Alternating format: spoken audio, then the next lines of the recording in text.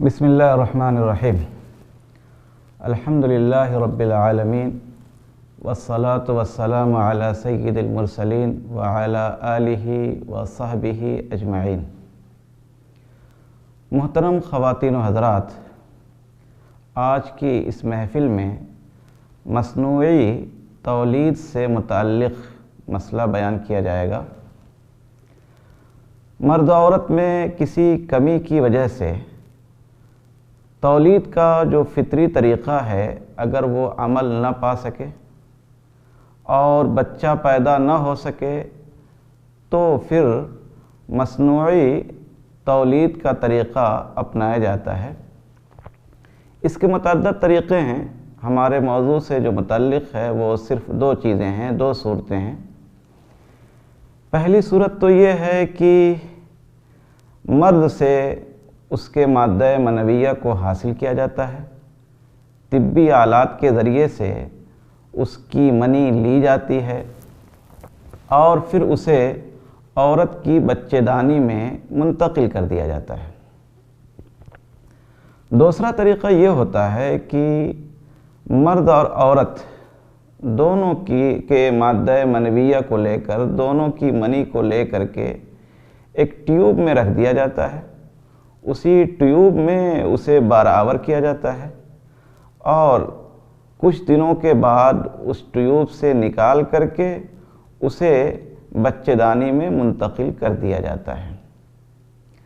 تو مرد و عورت سے جو یہ مادہ منویہ لینے کی شکل ہے، تو کیا طبی آلات کے ذریعے مادہ منویہ کے حاصل کرنے کی وجہ سے دونوں پہ غسل واجب ہوگا یا غسل واجب نہیں ہوگا؟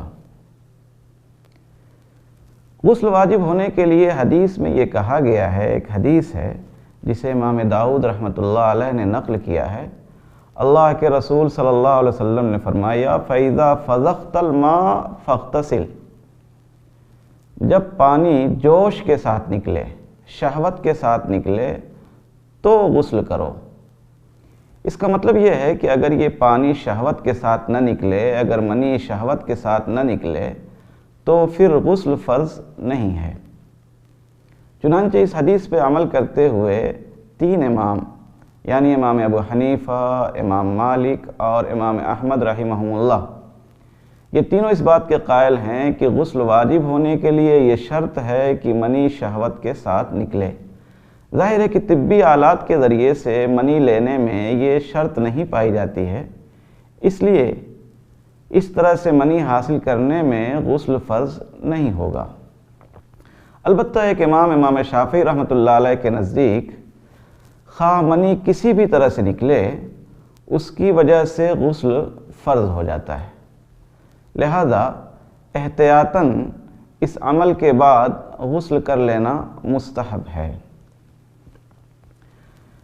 البتہ یہ جو مادہ حاصل کیا گیا ہے، اس مادے کو شرمگاہ کے ذریعے حاصل کیا گیا ہے، تو شرمگاہ سے کسی بھی چیز کے نکلنے کی وجہ سے وضو ٹوٹ جاتا ہے، لہذا اس عمل کی وجہ سے مرد عورت دونوں کا وضو ٹوٹ جائے گا۔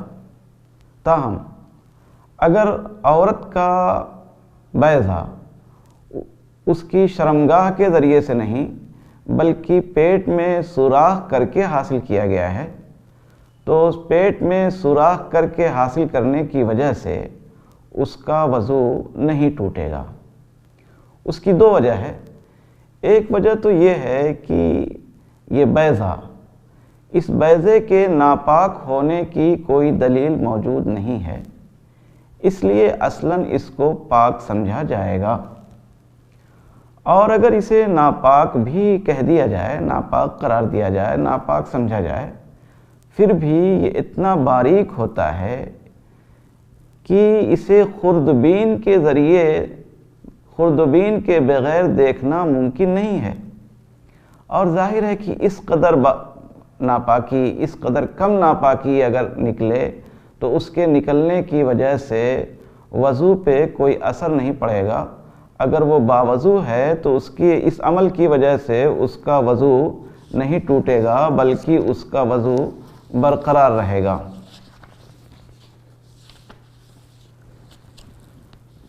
اگر عورت کی شرمگاہ میں یہ منی داخل کی گئی ہے،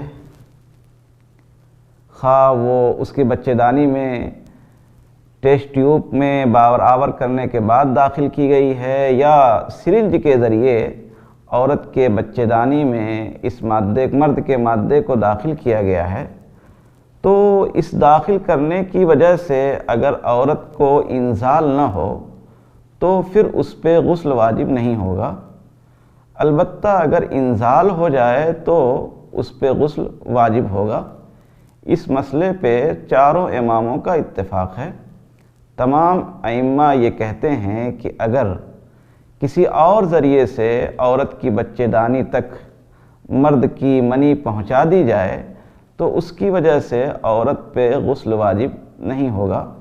چنانچہ امام مالک رحمۃ اللہ علیہ سے ایک شخص نے پوچھا کہ اگر مرد کا مادہ منویہ عورت کی شرمگاہ کے علاوہ کہیں اور گرے اور پھر وہ اس کی شرمگاہ تک پہنچ جائے تو کیا وہ اس پہ غسل واجب ہوگا، عورت پہ غسل واجب ہوگا؟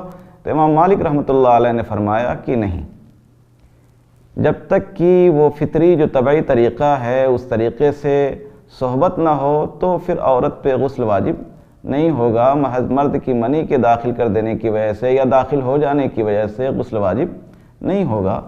لہٰذا یہ مصنوعی تولید کا جو طریقہ ہے، اس طریقے میں عورت کی شرمگاہ یا بچے دانی میں جو مرد کی منی داخل کی جاتی ہے اور اس کی وجہ سے اگر عورت کو انزال نہ ہو تو اس پہ غسل واجب نہیں ہوگا۔ ھذا ما عندی واللہ تعالی اعلم بالصواب وإلیہ المرجع والمآب۔